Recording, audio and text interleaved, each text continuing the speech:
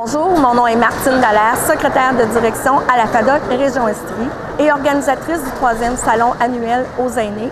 C'est avec une grande fierté que nous vous convions à visiter notre 3e salon annuel ici, au Carrefour de l'Estrie, le 1er et le 2 octobre, de 9h à 17h. Vous pourrez y rencontrer 42 exposants offrant différents services aux aînés dans différents secteurs, dont les services financiers, les loisirs, l'hébergement, les services de santé, ainsi que les services gouvernementaux et paragouvernementaux. Je suis présentement au kiosque de Sécurigroup en présence de M. Petit, exposant. Bonjour, M. Petit. Bon matin. C'est la première fois que vous exposez ici? En fait, ça fait plusieurs fois qu'on est associé avec le salon, mais moi, c'est une des premières fois que je suis ici. Ouais. Quel est l'intérêt pour vous, Sécurigroup, de vous présenter dans des salons destinés aux personnes de 50 ans et plus? En fait, nous, on a développé une expertise au niveau des plans de retraite et protéger les aînés, les 50 ans et plus. Donc, c'est important qu'on soit proche des gens, qui puissent nous connaître. Et est-ce qu'il y a des avantages à être membre FADOC et de faire affaire avec Sécurigroup en même temps? Oui, effectivement, il y a beaucoup de rabais par rapport aux protections qu'on offre aux membres FADOC. Oui. Bien, je vous remercie infiniment de votre temps. Je vous souhaite une excellente journée. Bien, vous aussi, merci. Merci. Je me trouve actuellement avec Mme Vicky Dussault, coordonnatrice du réseau d'Amis de Sherbrooke. Bonjour, Mme Dussault. Bonjour. Et vous êtes en compagnie d'une collègue qui est? Madame Juliane Vachon. Et le rôle de Mme Vachon? Moi, je suis intervenante au regroupement des aidants naturels, qui est un service offert par le réseau d'amis. Pouvez-vous nous indiquer quel genre de services vous offrez, qui sont vos bénéficiaires? Absolument. On a deux grandes catégories de bénéficiaires. On a les proches aidants, Juliane va vous en parler un petit peu plus, et les aînés de 65 ans et plus. Les principaux services au niveau des aînés, c'est les visites amicales ou le jumelage, c'est la même chose, et les services d'accompagnement transport. C'est des services excessivement en demande et la demande ne fait que grandir. Et donc, nos bénéficiaires sont en perte d'autonomie et le but, c'est de les aider un petit peu à demeurer à domicile le plus longtemps possible. Et la plupart de nos services sont offerts grâce à des bénévoles. Alors, on est toujours à la recherche de bénévoles pour ces services-là. Lorsque vous parlez de personnes en perte d'autonomie, est-ce qu'on s'adresse nécessairement à des gens âgés de plus de 65 ans et plus? Aussi, ça peut être des gens un peu plus jeunes qui ont besoin de services du genre. Pour nous, notre mission, c'est vraiment de desservir les gens de 65 ans et plus. Il y a des exceptions au niveau des services des proches aidants. Par contre, quand on parle d'aînés, chez nous, c'est vraiment 65 ans et plus. Et les pertes d'autonomie, c'est toutes sortes. C'est physique, c'est au niveau cognitif, au niveau psychologique également. Bonjour, Madame Vachon. Concernant le regroupement aux aidants naturels, pouvez-vous nous expliquer un petit peu votre clientèle? Est-ce que c'est composé surtout de dames ou l'âge moyen des aidants, par exemple? Donc, pour avoir accès au service du regroupement des aidants ou des aidantes naturelles, il faut que l'aidé ait 65 ans et plus en perte d'autonomie ou un profil gériatrique, ou que l'aidant ait 65 ans et plus. Donc, un ou l'autre doit avoir 65 ans. Et généralement, on a beaucoup de femmes, mais on cherche à aller chercher des hommes parce que les hommes aussi se retrouvent à être proches aidants et des fois, ils ont plus de difficultés à demander de l'aide. Donc, on essaie là, d'aller chercher là, ceux qui sont cachés, qui ne savent pas qu'on existe ou qui sont plus gênés de demander de l'aide. Et pour les aidants, vous aidez faites quel genre d'aide finalement? Donc, il y a des suivis qui sont individuels. Donc, on écoute la personne, on fait de la relation d'aide, on l'aide dans sa recherche personnelle de solutions, du support aussi. Et sinon, il y a aussi un volet de groupe où est-ce qu'il y a des activités, des conférences qui sont offertes. Il y a une formation sur la prévention de l'épuisement aussi qui est mise en place.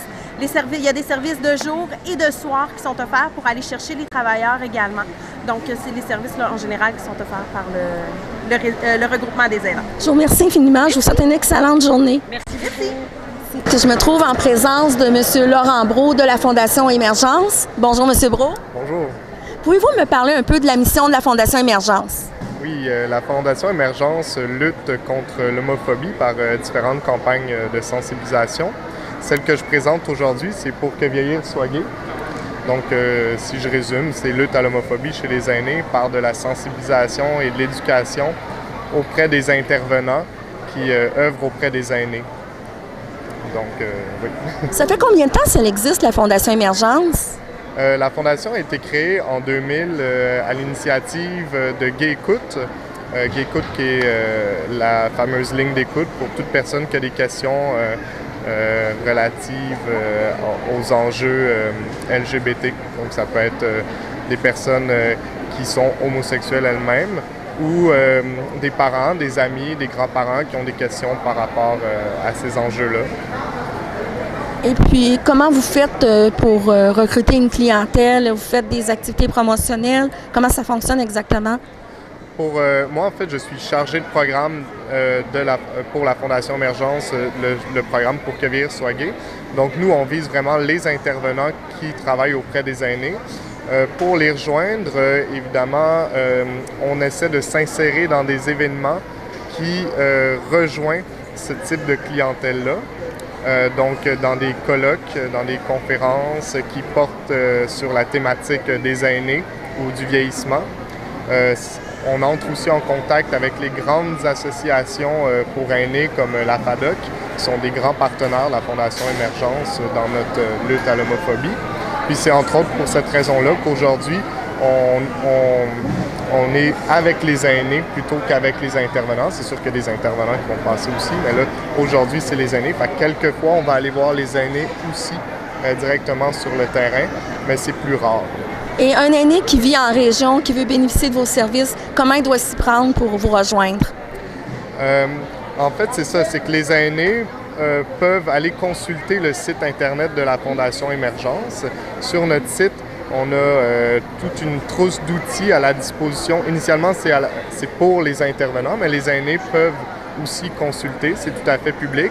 Donc, on a un diaporama, on a des fiches thématiques qui abordent l'homosexualité en général, mais aussi les aînés, l'homosexualité chez les aînés. On a aussi un guide d'animation, on a des capsules vidéo avec des acteurs connus dans le milieu qui parlent de l'homosexualité chez les aînés. On a des affiches qu'on peut commander, des dépliants aussi. Donc, c'est tout ça, mais c'est surtout par l'intermédiaire du site Internet que les aînés peuvent s'informer sur le sujet. Je vous remercie infiniment. Je vous souhaite un bon salon. Merci beaucoup. Ici, dans le kiosque de l'agence Continuum, en présence de M. Dumont et Mme Bergeron. Bonjour. Bonjour. L'agence Continuum, ça offre quel genre de service pour les gens de 50 ans et plus? En fait, l'agence Continuum, on peut offrir tout type de services dont les gens de 50 ans et plus pourraient avoir besoin. Ça peut aller du maintien à domicile, aussi ça peut être de l'aide qu'on apporte directement dans les centres, dans les services de santé. On peut aussi, dans le fond, c'est des soins à domicile, ça peut être des soins d'hygiène, aide à la préparation de repas, entretien ménager, léger ou lourd aussi pour les gros ménages, services d'accompagnement aussi pour les rendez-vous, donc c'est très, très, très varié. Ça va vraiment selon les besoins et la demande. Comment ça fonctionne exactement? L'aîné vous appelle ou c'est une entreprise privée qui vous appelle et qui vous demande d'aller, par exemple, chez un patient ou un bénéficiaire? Bien, je vous dirais que c'est gros pareil. Autant que les enfants des personnes qui ont des besoins vont nous contacter, autant que les CLSC eux-mêmes vont pouvoir nous contacter. S'ils voient que la personne où est-ce qu'ils font les services a vraiment besoin de plus d'aide, mais que le CLSC n'est pas en mesure de combler, bien souvent, ils vont se référer à nous pour que nous, on puisse compléter les soins tout simplement. Là. Autant que ça va être la personne qui va avoir besoin des soins qui peut nous contacter pour avoir de l'aide à la maison. Et c'est proche aussi, bien souvent, c'est fait pas nécessairement à l'insu, mais c'est les proches qui s'informent et qui veulent se mettre à gang, disons, pour donner un répit à la personne qui s'en occupe le plus. Souvent, c'est le conjoint beaucoup qui est hypothéqué là-dedans et qui doit vraiment y mettre du sien. Donc, ça peut offrir un petit répit, que ce soit quelques heures ou une journée. Là. Et vous offrez des services à des bénéficiaires à partir de quel âge? De tout âge, vraiment. Là, oui, là, ici, on est au salon de la FADOC. Il y a un crédit d'impôt pour les gens de 70 ans et plus aussi de 30 %. Mais c'est vraiment, là, disons, quelqu'un fait un accident grave, la route, il y a 20 ans, il a besoin d'aide à domicile, mais c'est accessible pour lui aussi. Donc, c'est... En terminant, j'aimerais connaître le territoire que l'agence Continuum dessert, puisque je sais que vos bureaux sont situés à Sherbrooke. En fait, on dessert le Québec au complet. Autant qu'on peut se rendre à Bécomo, qu'on va se rendre à Matagami, qu'on peut être ici à Sherbrooke, en Estrie, on dessert vraiment partout. On fait du mieux qu'on peut pour répondre à tous les besoins de chaque personne. Donc, quand vous dites que vous desservez partout au Québec, est-ce que vous avez des bureaux satellites dans chaque région ou tout est fait à partir de Sherbrooke? Tout est fait à partir de Sherbrooke, en réalité. Là, si on a d'affaires à recruter des gens de l'extérieur, on va passer par la caméra Internet pour pouvoir passer les entrevues. On a un bureau de recrutement qui s'occupe de tout faire ça pour nous. En fait, avant de dire que la personne travaille pour nous, on a un processus malgré tout. mesure du possible, on tente de se déplacer pour pouvoir avoir un lien direct avec la personne chez qui on envoie des gens et aussi la personne qu'on envoie chez les gens. Je vous remercie infiniment. Je vous souhaite une excellente journée. Merci à vous aussi. Alors, nous sommes dans les kiosques de l'organisme Marraine Tendresse en compagnie de Mme Stéphanie Smith. Bonjour, Mme Smith. Bonjour. Pouvez-vous me parler un peu de ce que c'est Marraine Tendresse? Oui, Marraine Tendresse, c'est un organisme qui vient en aide aux nouvelles mamans qui viennent d'avoir un nouveau bébé ou qui ont déjà d'autres jeunes enfants. Il faut que les enfants soient en bas de 12 mois. Et puis, on apporte un répit, une aide, une écoute à ces mamans-là. C'est des bénévoles qui vont les visiter 3 heures par semaine pendant 3 mois environ, selon les besoins. Et puis, on fait vraiment une différence dans les vies de ces mamans-là qui nous appellent en détresse, souvent en pleurant, fatiguées, épuisées. Puis, On dit marraine, tendresse. C'est qui ces marraines-là? C'est des dames? ben, c'est majoritairement des femmes. On a beaucoup de bénévoles qui sont retraités, donc qui ont du temps à donner. On a aussi des étudiantes, on a des jeunes mamans aussi qui donnent du temps. Mais c'est ça, c'est des bénévoles principalement qui ont du temps à donner. Donc, c'est principalement des gens retraités. Et si quelqu'un veut être bénévole, comment il doit procéder? On vous rejoint où? Bien, vous nous rejoignez chez Marraine Tendresse, donc numéro de téléphone 819-562-0406. Et puis, on vous accueille en entrevue, on apprend à vous connaître, on vous pose des questions, savoir quels sont vos besoins, qu'est-ce que vous pouvez apporter à l'organisme. Puis après ça, on peut vous jumeler avec une nouvelle maman selon les besoins. Je vous remercie infiniment. Je vous souhaite un bon salon. Nous sommes ici dans le kiosque de la cuisine collective Le Blé d'Or en présence de Mme Marilène Roy, agente de développement. Bonjour, Mme Roy. Bonjour. Qu'est-ce que les cuisines Blé d'Or? À qui ça s'adresse exactement? Les cuisines collectives Le Blé d'Or, ça s'adresse à monsieur, madame, tout le monde, toute la population du Grand Sherbrooke. Tous les gens qui désirent venir joindre un groupe de cuisine peuvent venir chez nous. C'est quoi au juste? Ça se déroule dans une ambiance conviviale? Comment ça fonctionne? C'est des gens de tous les âges qui cuisinent ensemble ou... C'est des gens de 18 ans et plus qui viennent cuisiner ensemble 2 fois par mois, une fois aux 2 semaines pour une durée de cuisson de 3h30. Donc, les gens cuisinent dans une ambiance de fête, si on peut dire, et chacun repart avec des portions chez lui? Oui, chaque personne repart avec le nombre de portions déjà préétabli selon le nombre de personnes qui vivent avec eux à la maison.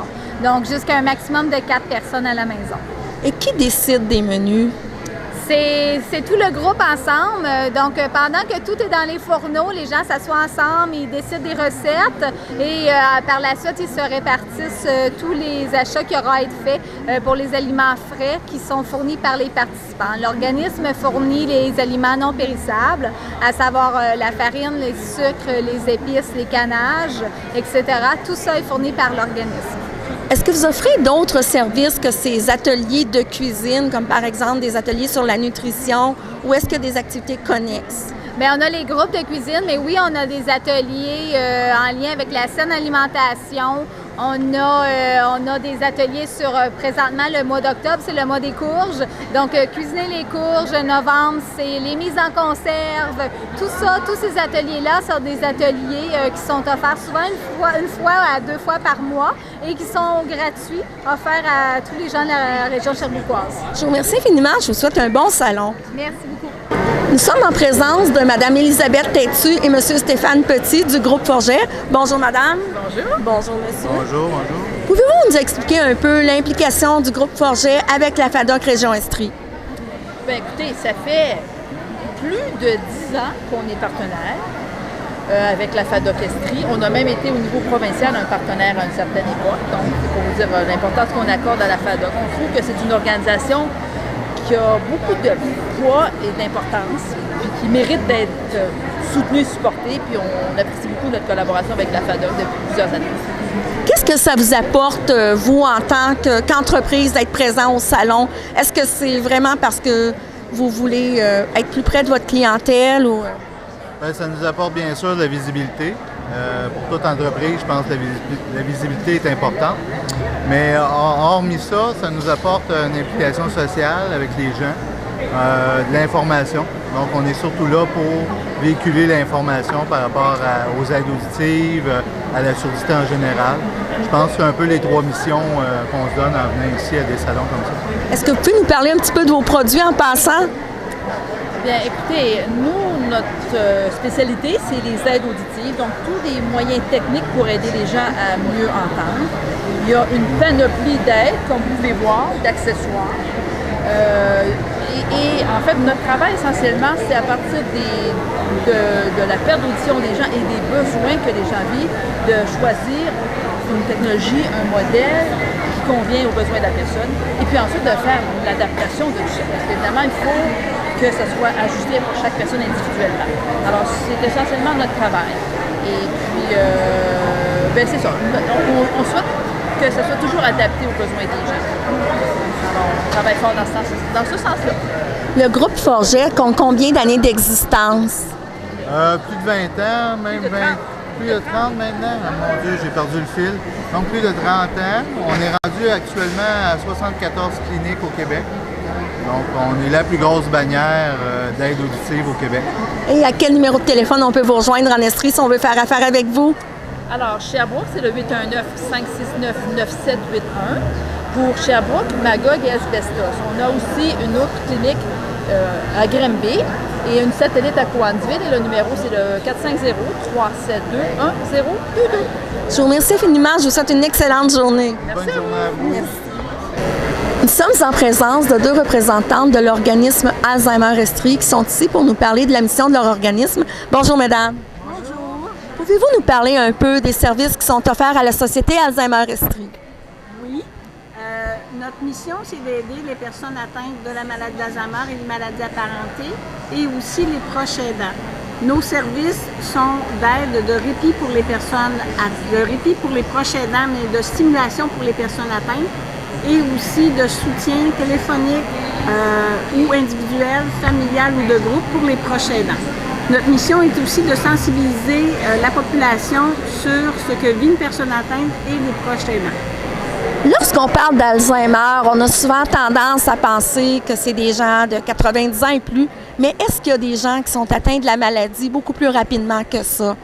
Oui, il y a dans les atteintes cognitives, dont la maladie d'Alzheimer est celle qui touche la plus grande population, il y a une maladie qui s'appelle les atteintes frontales, qui souvent vont toucher des gens qui peuvent aller de... Il y a quelqu'un dans l'Estrie qui avait 34 ans quand il y a eu le diagnostic, mais la majorité des gens qui ont cette atteinte-là sont entre 50 et 65 ans. C'est une atteinte qui a le même processus que la maladie d'Alzheimer, mais qui ne commence pas par le même endroit, donc il n'y a pas les mêmes symptômes, surtout au début. Puis ça touche les gens beaucoup plus jeunes. Donc, de ce que je comprends, c'est qu'il y aurait comme plusieurs types de maladies d'Alzheimer. Il y a plusieurs types d'atteintes cognitives, dont la plus connue est la maladie d'Alzheimer, qui touche généralement les gens un peu plus âgés. Mais il y en a plusieurs qu'on a découvert dans les dernières années. Je vous parlais de l'atteinte frontale, il y a l'atteinte vasculaire, il y a l'atteinte à corps de Lewy, qui, elle, est associée à la maladie de Parkinson. Et il y a les atteintes mixtes qui peuvent toucher deux de ces maladies. Donc, je comprends que vous êtes ici parce que vous êtes à la recherche de bénévoles. Qu'est-ce que ça prend pour être bénévole chez vous? Bien, en fait, ça prend de la disponibilité, évidemment, mais c'est pas quelque chose qui est rigoureux. C'est-à-dire que si une personne est disponible quelques heures par semaine ou par mois ou par année, on prend tout le monde finalement, puis il y a différents travaux qu'ils peuvent faire, tant au niveau du travail de bureau qu'au niveau des accompagnements, au niveau des événements spéciaux également. Ça peut être le tournoi de golf, l'encan et tout ça.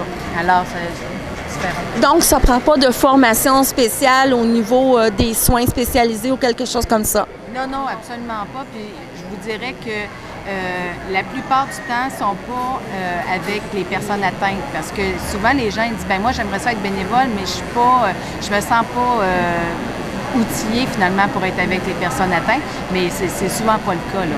C'est du travail de bureau qui sont avec l'équipe ou en événement.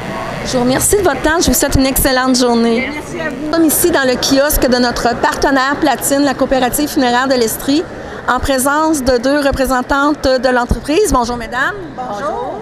Pouvez-vous nous expliquer un peu ce que vous offrez? On sait que la coopérative funéraire, c'est pour les funérailles, mais je vois que vous avez d'autres services connexes.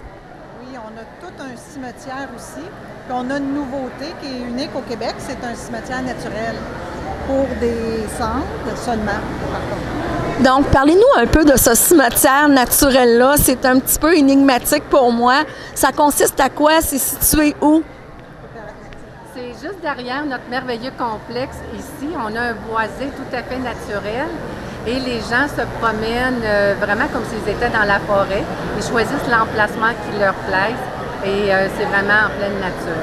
Donc, par la suite, les proches peuvent aller se recueillir à cet endroit-là et puis... Oui, on a un merveilleux sentier. On peut se promener. On a des bancs aussi que les gens peuvent s'asseoir et puis se promener tout autour du cimetière. Ça fait une belle boucle. J'ai vu aussi que vous êtes passablement impliqué dans la communauté, notamment lorsqu'il y a eu la tragédie de Lac-Mégantic. Vous vous êtes impliqué beaucoup auprès de cette région-là. Parlez-nous un petit peu de votre implication. Bien, c'est sûr que nous, on a une coopérative à Mégantic qui est pour aider ces gens-là. Notre directeur, M. François Fouquet, avec nous, la coopérative de symbiose avec Mégantic, se sont impliqués pour tout ce qui est incinération. Ça s'est fait chez nous. Alors, et puis aussi, c'est sûr que la communauté s'est toute jointe pour offrir des funérailles sans frais à ces gens-là qui s'étaient éprouvés largement. Là. Donc, vous impliquez beaucoup socialement comme partenaire au niveau de la région de l'Estrie, finalement. Tout à fait, tout à fait. Et puis, j'ai vu aussi que vous offrez parfois des conférences. Pouvez-vous nous en glisser un mot? Oui, justement, tous les mercredis, ou presque, il ne faut pas prendre ça pour acquis, mais tous les mercredis, dès 7 h le soir, on a des conférences avec des conférenciers de MAC, autant des notaires, des gens qui vont venir parler d'impôts, des gens qui vont venir parler de l'aide spirituelle, le premier Noël sans l'être cher. Alors, c'est tout gratuit pour les membres et puis c'est à tous les mercredis soirs. Je vous remercie infiniment. Bonne journée à vous. Merci. Donc, je me trouve en présence de Mme Suzanne Plouffe, qui est représentante de l'organisme Centre d'assistance et d'accompagnement aux plaintes de l'Estrie. Bonjour, Madame. Bonjour. Pouvez-vous nous expliquer un peu ce que c'est le Centre d'assistance et d'accompagnement aux plaintes? Bon, le Centre d'assistance d'accompagnement aux plaintes, c'est un organisme qui aide les personnes qui veulent formuler une plainte dans le réseau de la santé et services sociaux, soit que ce soit un hôpital, un CLSC, un C3S, un CHSLD, les résidences privées pour personnes âgées, centres jeunesse et tout ça. Donc, si une personne vit des insatisfactions par rapport au travail d'un des intervenants de ces établissements-là, donc, et elle veut porter une plainte, elle peut nous appeler pour qu'on puisse l'aider dans sa démarche de plainte. Vous recevez combien de plaintes approximativement par année? En Estrie, on en reçoit à peu près entre 70 et 80 par année en Estrie. Parce que nous, on couvre vraiment le territoire de l'Estrie, que ce soit Lac-Mégantic, Valcourt, Richemont, jusqu'à Stansted. Et aussi, ce qui est important de dire, c'est que le centre d'assistance, il y en a un en Estrie, mais il y en a un dans toutes les régions du Québec. Donc, si une personne est à Saint-Jérôme ou à Longueuil ou à Sorel ou à Sept-Îles, on a un numéro sans frais, qui est le 1-877-767-2227. Elle signale ce numéro-là et automatiquement, elle rejoint le CAP de sa région. Et ils font les mêmes services que nous, mais ils s'occupent de leur région administrative. Grosso modo, quel genre de plaintes vous recevez le plus? Bon, ça peut être des plaintes concernant le travail d'un médecin, d'un intervenant, d'une travailleuse sociale, disons, au centre jeunesse ou au CLSC. Ça peut être des plaintes concernant des résidences privées pour personnes âgées que, bon, les intervenants, bon, les services sont plus ou moins bien donnés. Bon, et d'autres.